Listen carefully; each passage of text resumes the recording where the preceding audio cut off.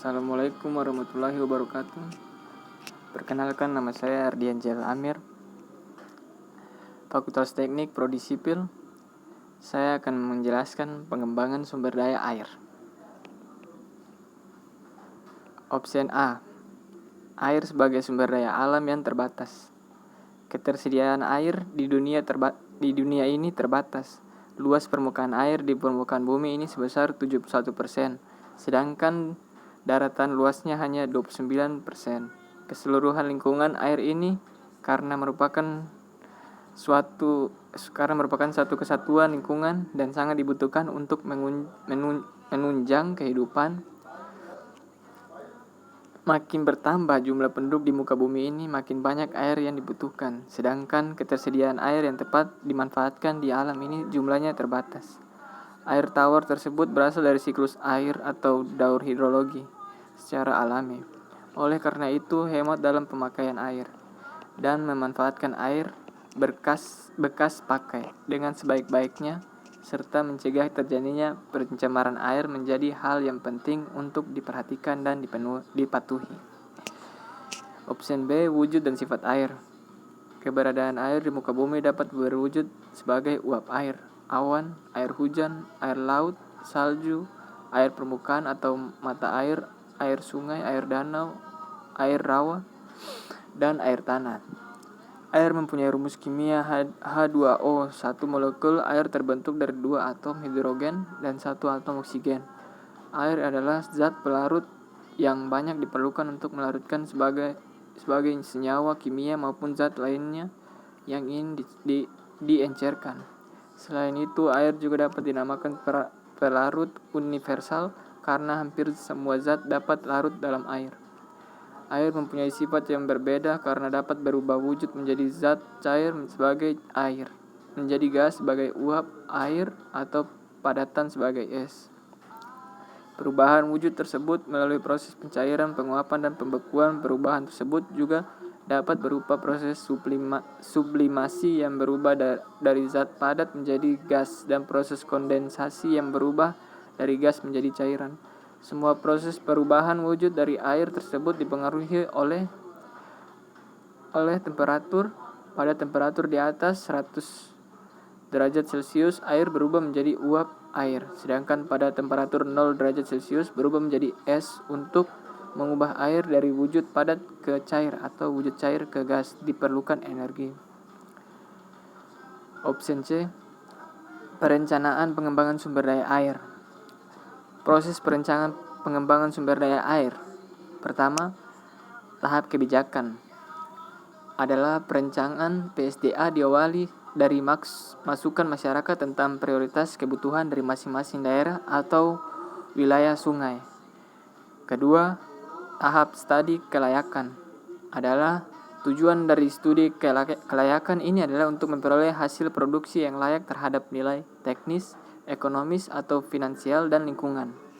Ketiga, tahap desain. Tahap desain adalah detail desain bangunan PSDA dilaksanakan untuk bangunan PSDA yang terpilih dari hasil studi kelayakan.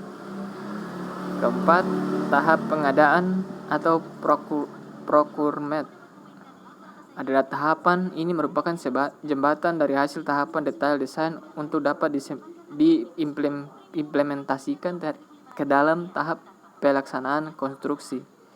Kelima, tahap konstruksi adalah pelaksanaan konstruksi harus membuat gambar konstruksi lebih detail dan metode pelaksanaan secara rinci sehingga dapat menyiapkan semua kebutuhan tenaga kerja, material, dan peralatan yang diperlukan serta jadwal penyediaan biaya pelaksanaan. Keenam, tahap operasi. Tahap operasi adalah hasil pembangunan PSDA dioperasikan berdasarkan buku petunjuk pengoperasian atau pemeliharaan agar menghasilkan optimum. Problem yang ditimbulkan oleh PSDA. Perubahan pola pemanfaatan aliran air, yaitu perubahan aliran air ini dapat mempengaruhi tantangan kehidupan pada suatu daerah, bahkan dapat mempengaruhi hubungan antara wilayah, kabupaten, atau provinsi, mungkin malah antar negara. Kedua, perubahan pola hidup binatang pada aliran air atau sungai adalah Pembangunan PSDA yang memerlukan bangunan air, bendungan, waduk, dan bendungan melintang atau memotong sungai sehingga memutuskan migrasi suatu binatang air, misalnya ikan atau binatang air pada saat reproduksi harus di bagian hulu sungai dan setelahnya hidup di bagian hilir sungai akan terputus. Binatang air pada aliran deras harus berubah hidup pada air kolam atau waduk dan sebagainya. Ketiga, perubahan pola distribusi sedimen transport, misalnya timbulnya agradasi dan degradasi pada bagian hulu dan hilir bangunan PSDA. Adalah sedimen transport secara alamiah dari hulu ke hilir akan menyebar sesuai kecepatan aliran air sungai. Misalnya, sedimen pasir di bagian hulu sungai yang diambil penduduk untuk keperluan pembangunan akan terisi ulang secara alami pada saat air besar atau banjir datang. Keempat, perubahan pada aliran air tanah, perubahan pola hidup sosial budaya masyarakat. Adalah dengan dibangunnya PSDA, maka merubah pola aliran sungai, maka dengan sendirinya akan mempengaruhi pola rembesan atau infiltrasi pada daerah aliran sungai sehingga mempengaruhi elevasi tinggi muka air tanah. Berikutnya, option D. Dasar pengelolaan sumber daya air di Indonesia.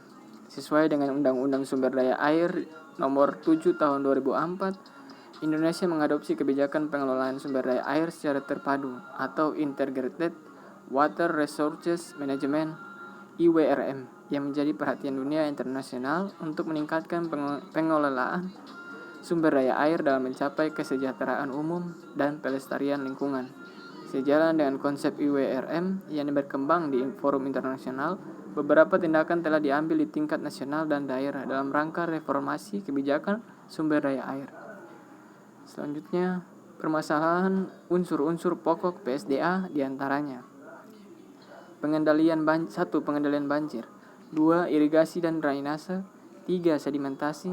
4. Pengaturan DAS yang menyangkut pencegahan erosi. 5. Lalu lintas air. 6. Penyediaan air untuk rumah tangga. 7. Listrik tenaga air. 8. Perikanan dan kesatwaan. 9. Pencemaran. 10. Pembuatan hujan. 11. Penggunaan sumber daya air untuk reaksi. Berikutnya, terima kasih. Saya akan menutup pembahasan ini dengan mengucapkan wassalamualaikum warahmatullahi wabarakatuh.